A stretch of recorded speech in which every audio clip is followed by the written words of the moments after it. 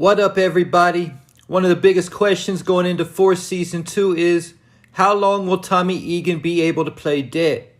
We know from Power that Tommy isn't stupid, but he is not on the same level intellectually as Ghost. For that reason, that is why Tommy's spinoff is called Force. While Ghost would finesse and use strategy, Tommy Egan a lot of times just resorts to brute force. The saying about Breeze is that he was strong but not smart. And that saying kind of applies to Tommy Egan as well. Tommy Egan initially left New York to get a fresh start after Ghost's death. But at the end of Ghost Season 1, he returned to New York to kill Tasha for snitching. This is when Tariq came up with the plan for Tommy Egan to fake his death now that he was a fugitive. Then on the way to California, he stopped by Chicago and decided to build his own kingdom in the Chi. The thing is, Tommy Egan is supposed to be dead. Tommy told Tariq he's dead in New York. But when you fake your death, that's just not a city thing. That is international. So is being a fugitive for murder. If he is a fugitive in New York and got found in Chicago, they would gladly extradite him back to New York to face trial. But Tommy's acting like he don't know this. He is in Chicago, driving around in the same car, a very noticeable, old school blue Mustang. He hasn't changed anything about his appearance. From what I know about being on the run, he should have grown his hair out and grown a beard. Or at least cut his hair shorter and grown some kind of facial hair. And the worst part of it all, he is still going by the same name, Tommy Egan. We heard in the Season 2 teaser both Jannard and Walter Flynn calling Tommy by name, Tommy Egan. Being a fugitive and letting your enemies or even your friends know your name is a huge mistake. All it would take is a Google search to find out you're a fugitive and supposed to be dead. Then they can use that information as a weapon against you. Then there's the issue of the feds looking into him. There's a new cop who will be coming to Force in Season 2. I believe her name is Stacy Marks. I will talk about her in another video. But the problem for Tommy concerning his identity is Blanca Rodriguez and Junior Young moving their case to Chicago. We already saw the potential of Blanca crossing over to Force on the Season 1 finale when she was looking into the action going on in Chicago and asked Agent Medina if she could see about it. But he told her to stay on track with her New York cases. As soon as Blanca even as much as reviews that case and sees that blue Mustang, Tommy is going to have some serious problems. Then there's Junior Young, who might be relocated to Chicago to see about this case. And either though Junior isn't as familiar with Tommy as Blanca, he has at least seen Tommy once before. At Angela's funeral, Tommy walked up to pause with Junior sitting right next to her and told her if there was anything she needed just to let him know. Then Paz found out that Tommy Egan was actually the person who killed Angela. I can almost guarantee that she shared this information with Junior also. Prior to that, he believed that Ghost killed Angela.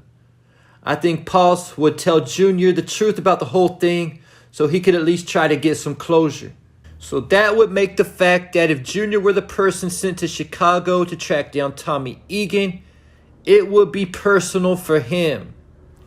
So with all these factors coming into play, my prediction is that Tommy will be arrested and extradited back to New York in the Force Season 2 finale. That would tie Tommy back into Ghost Season 4, where he would be facing trial for the murder of James St. Patrick. Because of this, Tariq and Tommy will need to find a fall guy to blame for the murder of Ghost. My perfect candidate is none other than Cooper Saxe. This would be revenge on Saxe in the grave after he made his move trying to destroy the St. Patrick's once and for all with the letters he sent out. The perfect revenge on a man like Saxe would be tarnishing his name and legacy by making him look like a dirty cop and a killer. Keep in mind that Tariq already saw Saxe at Truth with a gun the night he killed Ghost. The problem is, Tariq can't place Saxe at the scene with a gun without also placing himself at the crime scene also. But we also know that Jenny and Blanca both know that Saxe was at Truth that night also. And Tamika Washington also knows Saxe was at Truth with a gun. But the problem is, she also knows the truth that Tariq killed his father. So if they are able to place Saxe at the crime scene with a gun, they already have a motive. On top of the fact that Saxe's obsession with James St. Patrick is well documented, he even got suspended in his efforts.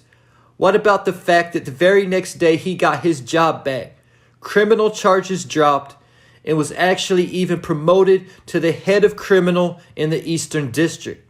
At this point, Saxe charged Tasha St. Patrick with ghost murder and even charged her with the queen pin stature, even though he knew she was not a queen pin. With all this said, it looks like they will be able to pin ghost murder on Saxe. One problem is that Tasha St. Patrick already named Tommy Egan as the shooter in open court. The only thing she could say is that she was scared and being pressured to name Tommy Egan so she could get the deal. And that she was being charged for a crime that she didn't do, so she lied to avoid spending life in prison. It seems true enough because it is sort of what she did anyway. Also keep in mind that Eastern District has already had a situation like this play out before. When Ghost was charged with Greg Knox's death, Greg's real killer, Mike Sandoval, was actually one of the lead prosecutors in the case.